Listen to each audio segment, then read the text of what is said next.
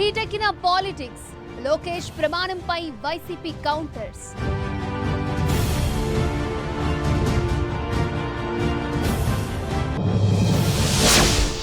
Target YCP వ్యూహం. Indirect attack తో BJP సిద్ధం.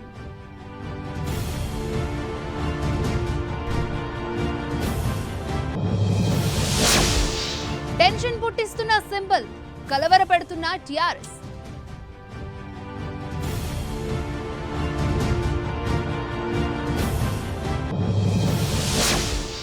కాంగ్రెస్ లో కాకా రాజకీయం. ఫలిస్తుందా కోమటిరెడ్డి ప్రయత్నం?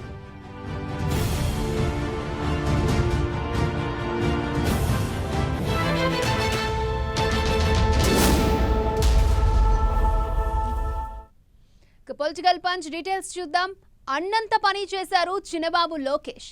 ఈ నెల 4న తిరుపతిలో ప్రచారం ప్రారంభించినప్పటి నుంచి హూ కిల్లుడు బాబాయ్ అంటూ తనదైన స్టైల్లో సీఎం జగన్ ని టార్గెట్ చేస్తూ విమర్శలు గుప్పించారు. వివేక హత్య కేసు సవాలుతో తిరుపతి ఉపపోరు ప్రచారాన్ని వేడెక్కించడంలో వ్యూహాత్మకంగా వ్యవహరించారు. అధికార పార్టీని ఇరుకును పెట్టే అంశాన్ని తెరపైకి తెచ్చారు. ఏకంగా ప్రమాణం చేసి జగన్ కు సవాలు విసిరారు. ఇటు లోకేష్ ప్రమాణానికి వైసీపీ కౌంటర్లతో బదులిస్తోంది.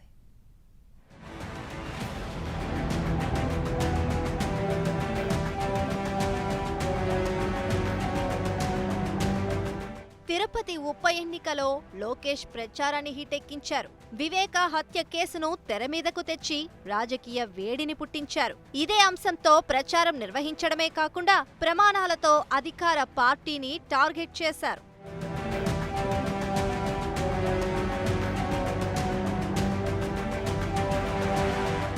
తిరుపతి ఉప ఎన్నిక ప్రచారం తుది దశకు చేరింది. గురువారంతో ప్రచారం పూర్తి కానుండగా పార్టీలన్నీ ఆఖరి అస్త్రాలు ప్రయోగిస్తున్నాయి. టీడీపీ ప్రచారంలో మొదటి నుంచి పాల్గొంటున్న లోకేష్ చివరి అంకంలో మరింత జోరు పెంచారు. ఈ నెల 3వ తేదీ నుంచి తిరుపతిలోనే మకాం వేసిన లోకేష్ ఎన్నికల ప్రచారంలో బిజీగా గడుపుతున్నారు. 4వ తేదీన సత్యవేడు నియోజకవర్గంలో, 5వ తారీఖున తిరుపతిలో, 6వ తారీఖున సర్వేపల్లిలో, 7న సూళ్లూరుపేటలో, 8వ తేదీన వెంకటగిరిలో, 9వ తేదీన గూడూరులో విస్తృతంగా పర్యటించారు. అనంతరం తిరుపతిలోనే ఉంటూ ప్రచార వ్యూహాలకు పదును పెట్టారు.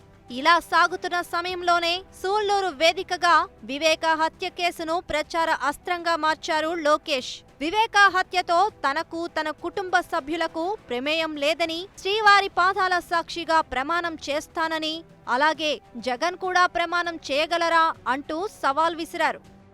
మా సవాల్ని ఆయన స్వీకరించి చిత్తశుద్ధుంటే ఆయన బాబాయ్ హత్యలో ఆయనకు కానివ్వండి, ఆయన కుటుంబ సభ్యులు కానివ్వండి, ఎలాంటి ప్రమేయం లేకపోతే దేవసాక్షిగా ఇక్కడికి వచ్చి ప్రమాణం చేయాల్సిన బాధ్యత ఆయన పైన ఉంది. ముందుగా అనుకున్నట్టు సీఎం జగన్ తిరుపతిలో పర్యటించాల్సి ఉంది. ఇదే అదునుగా జగన్ పర్యటించాల్సిన రోజునే ప్రమాణానికి డేట్ ఫిక్స్ చేశారు లోకేష్. అయితే కోవిడ్ కారణంగా తాను రాలేనంటూ జగన్ పర్యటన రద్దు చేసుకోగా లోకేష్ మాత్రం ప్రమాణంతో సవాలు విసిరారు. ఈ అంశాన్ని ఎన్నికల ప్రచార అంశంగా మార్చారు. చంద్రబాబు సైతం పలు సభల్లో లోకేష్ సవాలుపై సీఎం ఏం సమాధానం చెబుతారు అంటూ ప్రశ్నించారు. అయితే వివేక హత్యపై సమాధానం చెప్పలేకనే జగన్ ప్రచారం రద్దు చేసుకున్నారని టీడీపీ ఆరోపిస్తుంది. ఇటు శ్రీవారి పాదాల చెంత ప్రమాణం చేసిన లోకేష్ జగన్ను టార్గెట్ చేశారు. తాను అలిపిరిలోనే ఉంటానని, జగన్ వచ్చి ప్రమాణం చేయాలని సవాల్ విసిరారు. రక్త చరిత్ర కలిగిన వారెవరో ఏపీ ప్రజలందరికీ తెలుసని, కత్తితో వచ్చిన వారు కత్తికే బలవుతారంటూ హాట్ కామెంట్స్ చేశారు. అయితే అంతకుముందు ఉదయం నుంచి తిరుపతిలో హై డ్రామా నడిచింది. లోకేష్ ప్రమాణం చేస్తారా, ఎక్కడ చేస్తారు, పోలీసులు అనుమతి ఇస్తారా అనే అనుమానం అందరిలోనూ కలిగింది. కానీ చివరకు టీడీపీ అగ్రనేతలు వెంటరాగా లోకేష్ ప్రమాణం చేశారు. వెంకన్న సాక్షిగా నాకు కానివ్వండి, మా కుటుంబ సభ్యులకు కానివ్వండి, వైఎస్ వివేకానందరెడ్డి గారి హత్యలో ఎలాంటి పాత్ర లేదని వెంకన్న సాక్షిగా, వెంకటేశ్వర స్వామి సాక్షిగా నేను ఇక్కడ అల్లపేరిలో ప్రమాణం చేస్తున్నా. 14వ తారీఖు జగన్ రెడ్డి వస్తున్నాడని తెలిసిన తర్వాత నేను సవాల్ ఇస్తున్నా. కానీ ఏడి జగన్ రెడ్డి ఎందుకు రాలేదని అడుగుతున్నా. బాబాయ్ హత్యలో ఆయన పాత్ర ఉంది కనుకనే రాలేదని మేము భావిస్తున్నాం. ఈ ఛాలెంజ్. లేకపోతే వచ్చి ఉండొచ్చు కదా.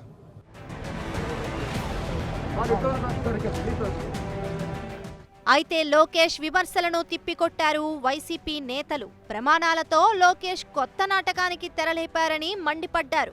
ఎన్టీఆర్ కు వెన్నుపోటుపై, బాలకృష్ణ ఇంట్లో కాల్పుల ఘటనపై ప్రమాణాలు చేయాలని కౌంటర్ ఇచ్చారు. మీరు ప్రమాణం చేయాల్సి వస్తే డియర్ లోకేష్, మా నాన్నగారు గౌరవ చంద్రబాబు గారు ఎన్టీ రామారావుని వెన్నుపోటు పడవలేదు, అధికారాన్ని దించలేదు అధికారంలోంచి ప్రమాణం చేయండి. నాకు పిల్లనిచ్చిన మామ బాలకృష్ణ ఇంట్లో కాల్పులు జరపలేదు, ఎవరిని రక్తశక్తం చేసి చంపలేదు, ఆ తర్వాత తప్పించుకునే ప్రయత్నం చేయలేదని ప్రమాణం చేయండి. మా నాన్న గోదావరి పుష్కరాలకే స్నానం సరదాకెళ్ళి సినిమాలు తీస్తుంటే 29 మంది మరణించారు, ఆ మరణానికి మా నాన్న కారణం కాదని ప్రమాణం చేయండి. మీ నాన్నగారి తమ్ముడు రామ్మూర్తి నాయుడు గారిని గొలుసులతో బంధించలేదు ఇంట్లో అని ప్రమాణం చేయండి. మీరు చేయాల్సిన ప్రమాణాలు అవి. ఇలా శ్రీవారి పాదాల చెంత ప్రమాణాల పాలిటిక్స్ తిరుపతి ఉప ఎన్నికల్లో హీట్ను పెంచాయి. లోకేష్ చేసిన ప్రమాణం అధికార విపక్ష పార్టీల మధ్య డైలాగ్ వార్కు కారణమైంది. చివరి రోజు ప్రచారంలో ఇది మరింత రాజకీయ రగడను రాజేయనుంది. తిరుపతి ఉప ఎన్నికలో అన్యమత వ్యవహారాన్ని కేంద్రంగా చేసుకుని బీజేపీ పాలిటిక్స్ ప్లాన్ చేసింది. వైసీపీ అభ్యర్థిని ఇరుకున పెట్టేందుకు కొత్త అస్త్రాలను సిద్ధం చేస్తోంది. అలాగే అధికార దుర్వినియోగం చేస్తోందని వైసీపీపై ఈసీకి ఫిర్యాదు చేసేందుకు రెడీ అయింది. తిరుపతి ఎంపీ సీటును ఎలాగైనా దక్కించుకోవాలి అనే లక్ష్యంగా వ్యూహాలను రచిస్తోంది.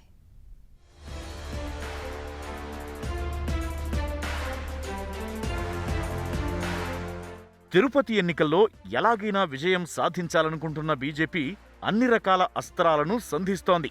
ఇప్పటికే జాతీయ స్థాయి నేతలను ప్రచార బరిలోకి దింపేసిన కమలనాథులు ఇప్పుడు మరికొన్ని ప్లాన్లు రెడీ చేస్తున్నారు. డైరెక్టుగా వైసీపీని ఓడించడం చాలా కష్టం కావడంతో ఇండైరెక్టుగా గెలిచేందుకు ప్రయత్నిస్తున్నారు. అందులో భాగంగానే గురుమూర్తి మతం వ్యవహారాన్ని తెరపైకి తెచ్చారు. దీనిపై ఇప్పటికే వైసీపీ క్లారిటీ ఇచ్చేసినా బీజేపీ నేతలు మాత్రం వెనక్కి తగ్గడం లేదు. గురుమూర్తిది ఎస్సీ సామాజిక వర్గం కాదంటూ ఈసీ ముందుకు వెళ్లేందుకు రెడీ అవుతున్నారు. నామినేషన్ యాక్సెప్ట్ అయ్యింది అంటే ఖచ్చితంగా వారు షెడ్యూల్ కాస్ట్కు చెందిన వ్యక్తిని అని చెప్పి ఒక సర్టిఫికేట్ ప్రొడ్యూస్ చేశారు. అది లేకుండా నామినేషన్ యాక్సెప్ట్ అవ్వదు. అంటే మీరు ఇచ్చిన సర్టిఫికేట్ ఫేక్ సర్టిఫికేట్ అని ఖచ్చితంగా నిరూపించబడుతుంది. ఎందుకంటే రాజ్యాంగంలో ఉన్నటువంటి అవకాశం మేరకు మీరు హిందూ ధర్మాన్ని ఆచరించడం లేదు కాబట్టి ఖచ్చితంగా మీరు చూపించినటువంటి సర్టిఫికేట్ చెల్లదు. ఇటు సునీల్ దేవధర్పై చేస్తున్న విమర్శలను కూడా తిప్పికొట్టారు జీవీఎల్. హిందువులను హేళన చేసే విధంగా ఈ విమర్శలు ఉన్నాయని మండిపడ్డారు. అదేవిధంగా వైసీపీ ప్రభుత్వం అధికార దుర్వినియోగానికి పాల్పడుతోందంటూ ఆరోపించారు. వాలంటీర్ల వ్యవస్థను ఓటర్లను ప్రభావితం చేసేందుకు వాడుతోందని ఆగ్రహం వ్యక్తం చేశారు. ఎన్నికలు పూర్తయ్యే వరకు వాలంటీర్ల వ్యవస్థను పూర్తిగా కట్టడి చేయాలని డిమాండ్ చేశారు. మరోవైపు అనేక అక్రమాలకు పాల్పడుతూ తిరుపతి ఉప ఎన్నికను గెలవాలని వైసీపీ ప్రయత్నిస్తోందని అన్నారు. వీటన్నింటిపై కేంద్ర ఎన్నికల సంఘానికి ఫిర్యాదు చేస్తామని తెలిపారు. దొంగ ఓటర్ ఐడి కార్డులు విస్తృతంగా ఇక్కడ చలామణి అవుతున్నాయని అనేక సందర్భాల్లో గతంలో ఫిర్యాదు చేయటం జరిగింది. ఈ ఫిర్యాదును కూడా మరొకసారి వారి ముందు ప్రకటించి దొంగ ఓటర్లని అలాగే మరి అక్రమంగా ఓట్లన్నీ తమ వైపు మరల్చుకునేటువంటి కార్యక్రమం ఏదైతే ఉందో దాన్ని అరికట్టాలని బీజేపీ ఎలక్షన్ కమిషన్ ముందుకు మేము వెళ్తున్నాము. వారితో ఈ విషయాలన్నీ ప్రస్తావించి వెంటనే చర్యలు తీసుకునేలా వారిని మేము కోరటం జరుగుతుంది. అధికార పక్షంపై విమర్శల దాడి చేస్తున్న బీజేపీ తిరుపతి గెలుపుపై ధీమా వ్యక్తం చేస్తోంది. వకీల్ సాబ్ హిట్ అయినట్టుగానే తిరుపతి బైపోల్ కూడా సూపర్ హిట్ అవుతుందంటూ ప్రకటించింది. ఎత్తుగడలను అంచనా వేసి గెలుపు వ్యూహాలను రచిస్తున్న నాయకులకు ఎన్నికల సింబల్స్ పక్కలో బల్లల్లా మారాయి. గుర్తులని పోలిన గుర్తులే గెలుపోటములను నిర్దేశించే స్థాయికి చేరుకున్నాయి. గతంలో అనేకసార్లు ఇలా విజయ అవకాశాలు తలకిందులయ్యాయి. నాగార్జునసాగర్ ఉప ఎన్నిక వేళ అధికార టీఆర్ఎస్ పార్టీకి మరొకసారి గుర్తుగుబులు పట్టుకుంది. ఒక్కోసారి అభ్యర్థి పెద్దగా పరిచయం లేకుండా పార్టీ గుర్తే గెలిపిస్తుంది. గుర్తు కనిపిస్తే చాలు అభ్యర్థి ఎవరనేది కూడా పట్టించుకోకుండా ఓట్లు వేసే ఓటర్లు ఉన్నారు. అలాంటి గెలుపు కట్టబెట్టే గుర్తే విజయాన్ని దూరం చేసే పరిస్థితి వస్తోంది. గుర్తును పోలిన గుర్తు నల్లేరు మీద నడకలాంటి విజయాన్ని కష్టంగా మార్చుతోంది.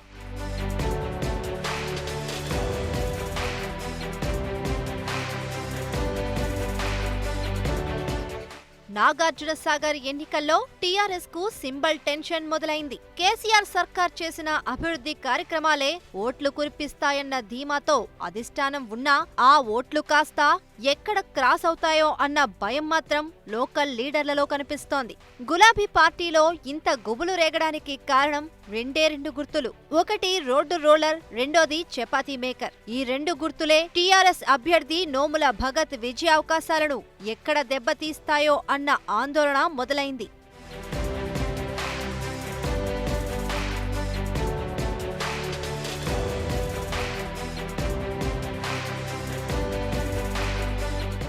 గత 2018 తెలంగాణ అసెంబ్లీ ఎన్నికల్లో ఉమ్మడి నల్గొండ జిల్లా పరిధిలోని నకిరేకల్, హుజూర్ నగర్ నియోజకవర్గాల్లో టీఆర్ఎస్ అభ్యర్థులు స్వల్ప తేడాతో ఓటమి చెందారు. నకిరేకల్లో 7,000 ఓట్లతో వేముల వీరేశం ఓటమి పాలయ్యారు. అక్కడ టీఆర్ఎస్ గెలుస్తుందని సర్వేలు తేల్చినా ఓటమి తప్పలేదు. కాస్త లోతుగా ఆలోచిస్తే అసలు విషయం బయటపడింది. కారును పోలి ఉన్న ట్రక్కు గుర్తుకు ఏకంగా 10,000 ఓట్లు పోలవ్వడంతో అందరూ అవాక్కయ్యారు. ఇక హుజూర్ నగర్ లోనూ సేమ్ సీన్ రిపీట్ అయింది. అక్కడ 2018 అసెంబ్లీ ఎన్నికల్లో టీఆర్ఎస్ అభ్యర్థి సానంపూడి సైదిరెడ్డి 7,000 ఓట్లతో టీపీసీసీ అధ్యక్షుడు ఉత్తమ్ కుమార్ రెడ్డి మీద పోటీ చేసి ఓటమి పాలయ్యారు. అక్కడ ఓ స్వతంత్ర అభ్యర్థి ట్రక్కు గుర్తుకు ఏకంగా 7,000 ఓట్లు పడ్డాయి. దీంతో సైదిరెడ్డి మొదటి ప్రయత్నం విఫలమైందని చెప్పాలి. ఆ ఎన్నికల్లో టీపీసీసీ చీఫ్ ఉత్తమ్ ట్రక్కు గుర్తు ప్రభావంతో తక్కువ మెజారిటీతో బయటపడ్డారు.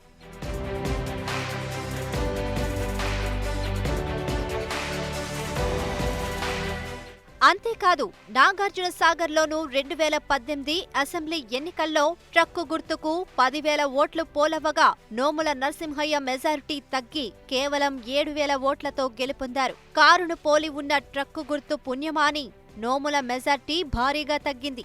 అనంతరం జరిగిన భువనగిరి పార్లమెంటు ఎన్నికల్లోనూ టీఆర్ఎస్ అభ్యర్థి బూర నరసయ్య గౌడ్ భారీ మూల్యం చెల్లించుకోవాల్సి వచ్చింది. కాకపోతే ఇక్కడ అధికార పార్టీని డ్యామేజ్ చేసింది మాత్రం అచ్చం కారు గుర్తుని పోలి ఉన్న రోడ్డు రోలర్ గుర్తు. ఆ గుర్తుకు 10,000కు పైగా ఓట్లు పడగా టీఆర్ఎస్ సిట్టింగ్ ఎంపీ బూర నరసయ్య గౌడ్, ఆయన ప్రత్యర్థి కాంగ్రెస్ ఎంపీ అభ్యర్థి కోమటిరెడ్డి వెంకటరెడ్డి కేవలం 4,000 ఓట్లతో విజయం సాధించారు. ఈ రకంగా రోడ్డు రోలర్ గుర్తు భువనగిరిలో అధికార పార్టీకి కోలుకోలేని దెబ్బతీసిందనే చెప్పాలి.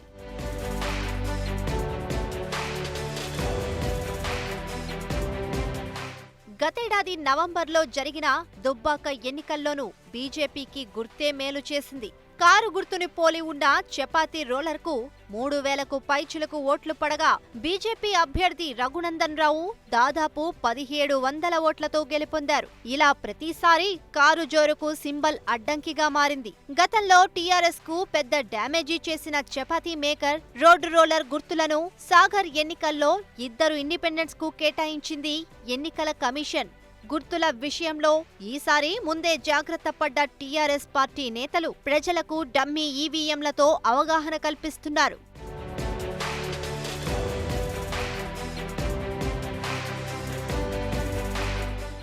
గత అనుభవాల దృష్ట్యా కారును పోలి ఉన్న గుర్తులు తొలగించండంటూ టీఆర్ఎస్ అధిష్టానం ఫిర్యాదు చేసినా ఈసీ మాత్రం దాన్ని పెద్దగా పట్టించుకోలేదు. దీంతో చేసేదేమీ లేక ప్రత్యామ్నాయ ప్రచారాలు చేసుకుంటుంది టీఆర్ఎస్ పార్టీ. గుర్తులపై మరింత అవగాహన కల్పిస్తోంది. మరోవైపు భారీ మెజారిటీతో గెలుస్తామంటూ గులాబీ నేతలు చెబుతున్నా మనస్సులో ఓ మూలన చపాతీ మేకర్, రోడ్డు రోలర్ గుర్తులు గుచ్చేస్తున్నాయి. అభ్యర్థి అనుచర వర్గంలో గుబులు రేపుతున్నాయి. నాగార్జున సాగర్లో కాంగ్రెస్ ప్రచారం హోరెత్తిస్తోంది. జానా తరపున సీనియర్లంతా జెండాలు పట్టుకుని మరీ తిరిగేస్తున్నారు. ఇంతకాలం జానాతో కసుబుసుమన్న కోమటిరెడ్డి కూడా ఆయన్ను గెలిపించమంటూ ఇంటింటికి వెళ్తున్నారు. అంతేకాదు పార్టీ నేతలందరూ షాక్ అయ్యేలా ఓ స్టేట్మెంట్ కూడా ఇచ్చేశారు. ఇంతకీ కోమటిరెడ్డి కామెంట్ ఏంటి? జానాతో వైరాన్ని మర్చిపోవడం వెనుకున్న స్కెచ్ ఏంటి?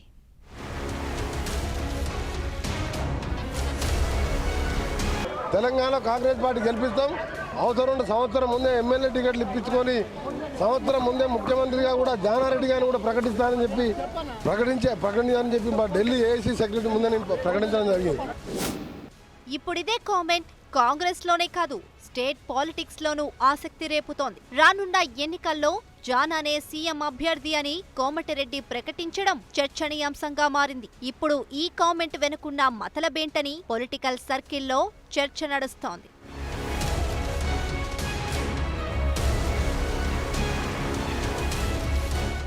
నాగార్జున సాగర్ బైపోల్లో ముందు జానారెడ్డి సింగిల్ హ్యాండ్తో ప్రచారం నిర్వహించినా మారుతోన్న లెక్కలతో సీనియర్ నాయకులు కూడా క్యాంపెయినింగ్ రింగ్లోకి దిగారు. కాంగ్రెస్ అగ్రనేతలందరూ సాగర్ బాట పట్టారు. అయితే ఎన్నికల ప్రచారంలో భాగంగా భువనగిరి ఎంపీ కోమటిరెడ్డి వెంకటరెడ్డి చేసిన వ్యాఖ్యలు హాట్ టాపిక్ గా మారాయి. తెలంగాణ కాంగ్రెస్ పార్టీ గెలిపిస్తాం, అవసరం సంవత్సరం ముందే ఎమ్మెల్యే టికెట్లు ఇప్పించుకొని సంవత్సరం ముందే ముఖ్యమంత్రిగా కూడా జానారెడ్డి గారిని కూడా ప్రకటిస్తానని చెప్పి ప్రకటించాలని చెప్పి మా ఢిల్లీ ఏఐసీ సెక్రటరీ ముందే నేను ప్రకటించడం జరిగింది. ఇప్పుడు కోమటిరెడ్డి వెంకటరెడ్డి కామెంట్స్ కాంగ్రెస్ లో కొత్త చర్చకు దారితీశాయి. ఒకవైపు జానారెడ్డి ఈ ఉప ఎన్నికలే తనకు చివరివి అంటూ చెబుతున్న వేళ కోమటిరెడ్డి వెంకటరెడ్డి కామెంట్స్ అందుకు భిన్నంగా ఉన్నాయి. నల్గొండ జిల్లా రాజకీయాల్లో ఒకే పార్టీలో ఉంటున్నప్పటికీ కోమటిరెడ్డి వెంకటరెడ్డి జానారెడ్డిలు ఎడమొహం పెడమొహంలా ఉండేవారు. వైఎస్ రాజశేఖర్ రెడ్డి హయాంలో జానారెడ్డిని కాదని కోమటిరెడ్డి బ్రదర్స్ ను బాగా ప్రోత్సహించారు. ఇటీవల సీఎల్పీ వేదికగా ఎమ్మెల్యే కోమటిరెడ్డి రాజగోపాల్ రెడ్డి మాట్లాడుతూ సాగర్ నుంచి తాను బీజేపీ తరపున పోటీ చేస్తే జానారెడ్డి 3వ స్థానానికి పరిమితం కావాల్సిందే అంటూ కామెంట్స్ చేశారు. ఇదే సమయంలో ఆయన సోదరుడు ఎంపీ వెంకటరెడ్డి మాత్రం జానారెడ్డి జపం చేస్తున్నారు.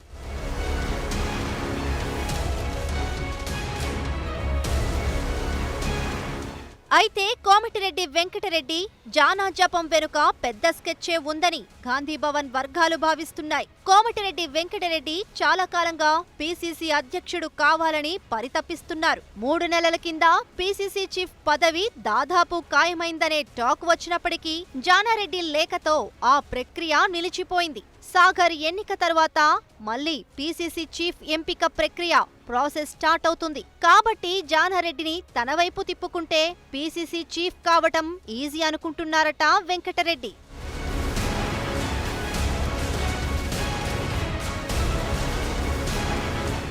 మరోవైపు పీసీసీ అధ్యక్షుడు రేసులో ఉన్న మరో ఎంపీ రేవంత్ రెడ్డి కూడా సాగర్లో జానారెడ్డిని ప్రసన్నం చేసుకునేందుకు తహతహలాడుతున్నారట. అందుకే సాగర్ ఎన్నికలను మొదట్లో లైట్ తీసుకుని సైలెంట్ గా ఉన్న రేవంత్ సైతం ఇప్పుడు కాళ్లకు చక్రాలు కట్టుకుని తిరుగుతున్నారని కాంగ్రెస్ వర్గాల్లో చర్చ నడుస్తోంది. జానారెడ్డిని ప్రసన్నం చేసుకుంటే పీసీసీ పీఠం దక్కించుకోవచ్చనే లెక్కలు వేస్తున్నారని టాక్. మొత్తం మీద పీసీసీ కుర్చీ మీద ఆశలు పెట్టుకున్న వారందరూ జానారెడ్డిని మచ్చిక చేసుకునే పనిలో నిమగ్నమయ్యారు.